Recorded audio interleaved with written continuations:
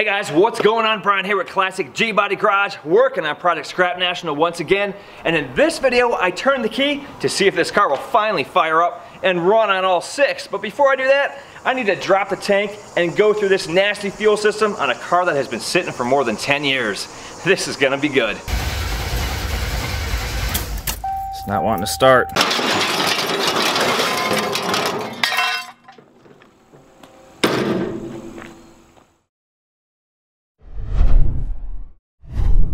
What's going on, everyone? Thanks for tuning in here at Classic Gbody Garage. If you are new to the channel, thanks for joining us, and I want to encourage you all to hit that subscribe button and that little bell that's going to keep you all notified of more great videos like this one. So as mentioned, I'm working on Project Grand National, and for those of you who are not familiar with what this project is, well, it is a 1987 Buick Grand National that was sent to the junkyard. Yeah, it was sent to pull apart used auto parts. They are a self-service junkyard where you go in there and you buy the parts that you need to keep your car on the road. You go through their salvage yard. They have hundreds of cars there, and they receive hundreds of cars in every week. Now, this Grand National ended up being one of those cars that made it through their doors.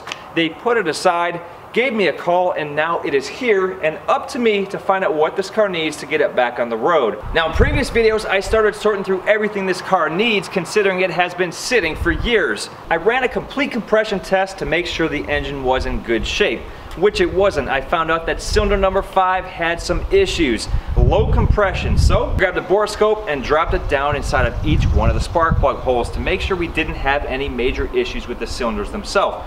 Everything checked out okay, so I did a wet compression test. Now that brought the compression up to where it needs to be, or at least to a point where I feel good about it and investing a little bit of time and money into the engine itself. So I dropped a set of spark plugs in it, new spark plug wires, new air filter, and sorted through all the old original vacuum lines that were under the hood as well. They were all cracked and broken, and I know that they would cause some issues down the road. So now that leads me to the back of the car, since everything up front and under the hood is in good shape. Now the next step is I need to drop the tank down out of this car. In the second video, when I pumped this tank dry, the fuel pump wasn't very strong, and the gas that I pulled out of it was amber in color and it smelled terrible. So while I'm at it, I'll check the overall condition of the tank, the fuel pump, the sending unit, and the fuel lines to make sure if any of that needs to be replaced. So let me go ahead and jack this car up and drop the tank down.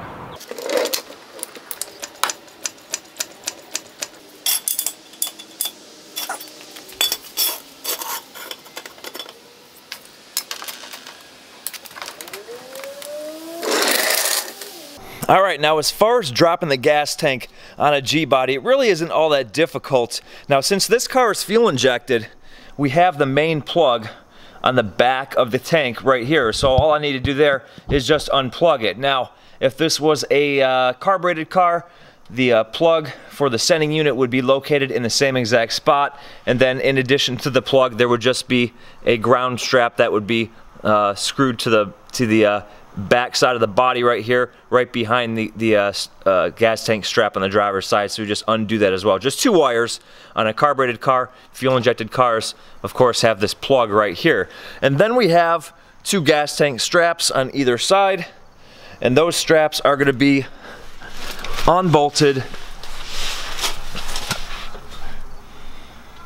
There's one 13mm bolt right here, and then there's going to be another one on the other side right there. Get yourself a floor jack and a 2x4, and you're going to take the floor jack and put it on the bottom of the gas tank with the jack as well, and then put some support underneath here. So once you go ahead and loosen up those straps, the tank doesn't fall down. You do have it supported. As far as disconnecting the fuel lines themselves, you can see the fuel lines coming out of the gas tank. There's 3 of them. In most cases there are 3 of them. Sometimes there are only 2 of them. Some G-bodies have a feed line, a return line, and a vent line. Some only have a feed line and a vent line. The vent line is the one that goes to the carbon canister under the hood. So then on this Grand National right here, there is a shield, a heat shield from the exhaust, held on by 3 bolts So I'm gonna go ahead and loosen those, undo the fuel lines, grab myself a floor jack and a 2x4, and get this gas tank dropped down.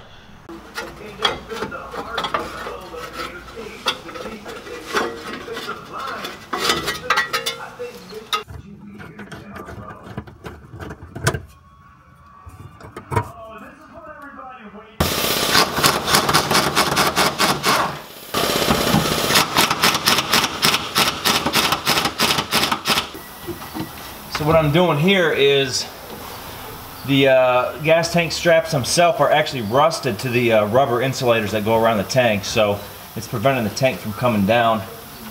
And it looks like we have some rust in between these rubber insulators and the gas tank itself, so hopefully this doesn't mean I need to replace the gas tank, but we'll see what we look like inside once we get this tank down.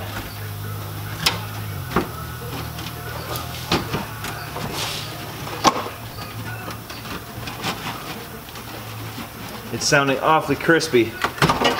Awfully crispy. Oh God. Yep, a lot of rust. A lot of rust. I wouldn't be surprised if that tank. Oh, we got a leak. We got a leak, so this thing needs a tank no matter what. Let me grab the camera and I'll show you what we're looking like here.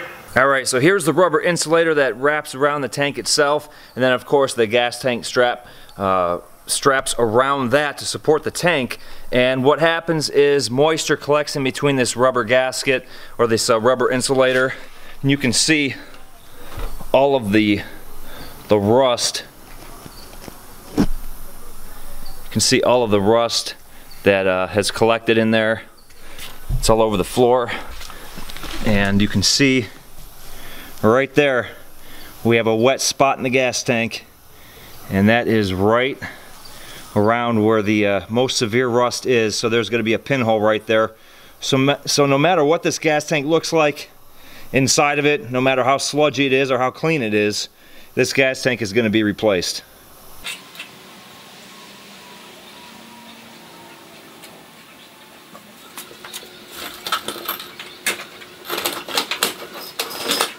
Alright, we got the tank out, and I'll show you what we're looking like now, and this thing is an absolute mess.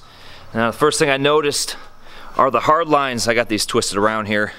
I got the hard lines coming off of the main sending unit, goes into 3 rubber hoses, and then goes into 3 hard lines that then go into 3 more rubber hoses that go to hard lines that are attached to the frame. Now, this section of hard line right here is looking awfully crusty, awfully rusty. So what I'm gonna do is just go ahead and get myself a brand new gas tank, sending unit, pump, everything. I'm not even gonna bother opening up this gas tank to see what it looks like inside, because there is really no point. Alright, I changed my mind. I do want to see what this tank looks like inside, and I figure it's a good opportunity to show you guys how to remove a sending unit from a gas tank. So what holds this in is a retainer clip. So this is the outer ring, and then there's an inner ring right here. So what I do then is I just take the screwdriver, and there's like a little ridge on either side of the ring. I just start pounding on the ridge itself. So let me see how we can get this out of here. So it is starting to move.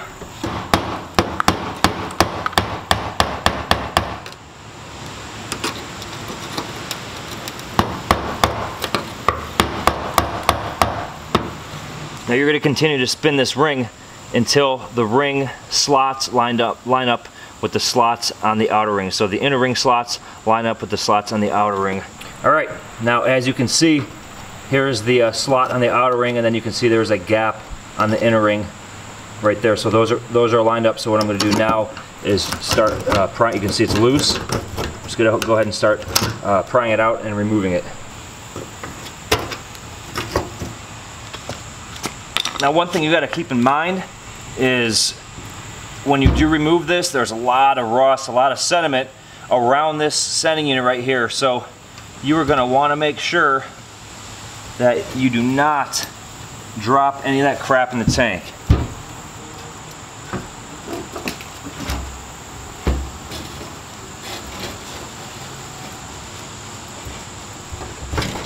You also have to be careful of the pickup sock. Remove it very carefully, and then also the float as well. So there we go. Everything is out. and it actually looks to be in pretty decent shape. All right, I'm sticking the camera down inside of the tank, and you can see that there is some sediment in there. I would say that really isn't too bad for 30 years that this vehicle has been on the road, and the gas itself is actually not sludgy, so I'm actually pretty impressed and pretty surprised by how clean it is. But the tank is going to get replaced regardless. All right, so I have the sending unit sitting here. I just wanted to show you guys what it looks like, all nice and dry, and you can see it's actually in pretty decent shape. All the wires are in good shape. I don't see any major corrosion anywhere. The fuel sock, which is this little funny looking thing right here, it does look a little plugged up, but it might just be some residue from some old gas. But either way, you know, that's going to get replaced as well. The float operates nice and smooth. The float itself is not deteriorated, and this is the fuel pump right here. And this is, look at that, that's just crumbling. So actually, yeah, it's a good thing that I pulled this sending unit out of there, or at least pulled the tank, because, you know, if the tank was in good shape and I pulled the sending unit out of here, you can see that this coating that's over top of the fuel pump, it's probably like something like a sound detonator. It's literally just coming apart. So, you know, if I would have never, say the tank was in good shape, and I never pulled this out, this could have fallen apart and then eventually plugged up this fuel sock. So all of this is going to get replaced just due to age, rust, things falling apart. These parts are readily available, so I'm going to go ahead and order this up, order myself a new gas tank, and get it put inside of this Grand National. Alright, I got the parts all unboxed and laid out, and let me show you guys what we're looking like. Of course, that is the gas tank, and that is looking beautiful. It has all of the baffles inside. Probably can't see that, but of course we need the special baffled tank for the fuel injected system. I have the fuel pump that had to get separately, and ended up getting this through my friend on Classic Gbody Garage, through the Facebook page there. He is actually a local Grand National guy. His name is Rob, and I've been turning to him for a lot of recommendations on buying parts for this car, and of course it came with the fuel sock and the O-ring. And then I went ahead and got the sending unit. This is a really nice looking piece here, and it looks like everything is correct. That also came with another O-ring, and the lock ring also came with the fuel sock and a few other odds and ends. So I have a lot of duplicate parts here, and it looks like the fuel tank came with yet another O-ring and lock ring. So I have 3 O-rings, 2 lock rings, a lot of extra parts in case I screw something up. Now, another couple of pieces I got for the car, and through my friend Rob here, is he had an extra set of lines that come off of the tank. So these are the rubber hoses that hook to the sending unit. These are in very, very nice shape. No cracks, and I'm happy about that because these are preformed lines. And then, of course, nice and rust-free. I have them sitting next to the originals. The originals, you know, they can probably be sanded down, cleaned up, and reused. But, you know, considering you have to drop the tank if anything goes wrong with these lines, you know, say that there's a pinhole in it, start spraying gas under all that fuel pressure, I don't want to deal with that. So he gave me a very good deal on this set of lines that he had. And then he also had the line that goes from the fuel filter all the way to the front of the car. And as you guys saw earlier, that line was gone, and in place was a rubber hose. So definitely glad I have that line as well. So I have fresh new lines, fresh new parts, and let's start getting this thing back together. So when putting the sending unit back in, just make sure you don't force anything like bending the float arm or damaging the electronics. Once the assembly is in place, make sure the rubber O-ring is in its groove and the lock ring is tapped all the way around and everything is good and tight. And when you're installing the rubber lines back onto the sending unit, make sure that rubber hose is pushed flush all the way up against the metal ridge on the hard line. You also want to make sure that you don't over tighten the clamps, just tight enough so the hose doesn't twist. Alright, the gas tank is all assembled, the sending unit is in place, and all of the lines are in place with the nice rust-free lines as well. Also went ahead and put on the rubber insulators that are meant for all of the fuel-injected G-bodies. And the factory uses metal staples to hold these two ends together, but of course those rusted away, so I went ahead and used a zip tie on either side. So we're ready to go ahead and put this tank back in the car.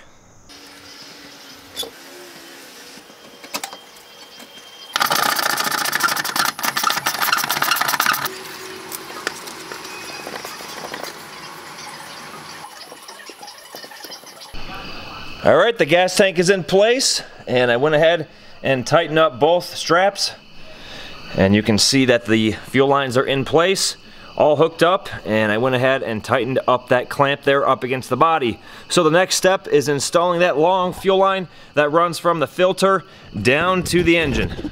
So the fuel line was replaced at some point in time with a rubber hose not designed for fuel injection, and it was zip tied in place over top the existing rusted out fuel line and clamps that were falling apart. The filter was also replaced and the original bracket was rusted away, which left it loose and hanging. So I went ahead and replaced the filter again and bought a new stainless bracket from gbodyparts.com. I ran the new factory hardline up front using original clamps and installed new O-rings at all the connections as well. Alright, so the fuel tank is in and everything is ready to go. So let me just give you a quick recap. Went ahead and swapped out the gas tank, the fuel pump, the sending unit, the filter, the lines, new O-rings on the fuel line. So everything is good to go. And also in previous videos, I replaced a lot of stuff under the hood as far as the spark plug wires, the plugs, vacuum lines, fixed up the turbo charge pipes, sealed everything up. I'm crossing my fingers because now it's time to turn the key and see if this car will fire up and run on all 6 cylinders. If you guys recall in the previous videos, the car did run, but it ran very, very poorly. I'm hoping with all this work, things will be good to go. So let's see what happens.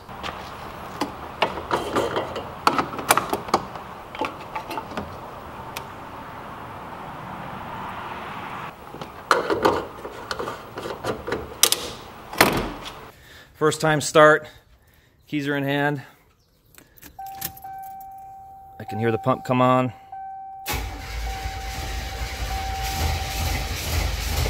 Come on.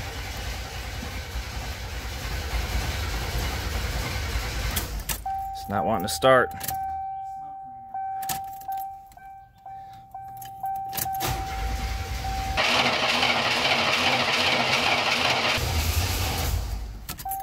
Not wanting to start. Shoot. Still smells like old gas. Get inside this thing.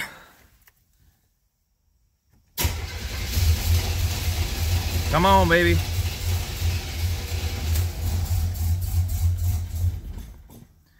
Yeah, she doesn't want to stay running. Something's going on. I don't know if it's fuel pressure or what.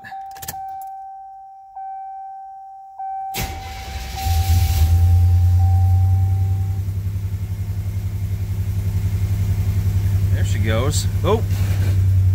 Smashed my light. It's idling. It's idling. Doesn't sound very good.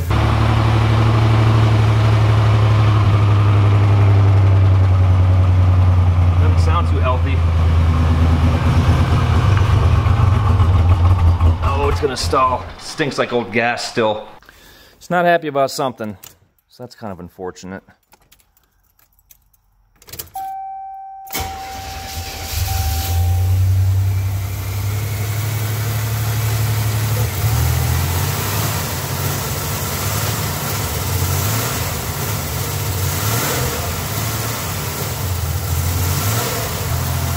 Off idle. Doesn't like off idle. There's a vacuum leak somewhere.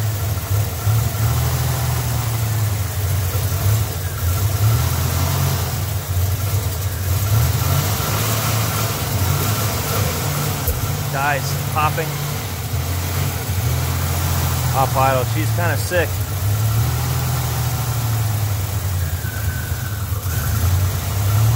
Alright, well, I'm going to shut her down, or probably shut herself down.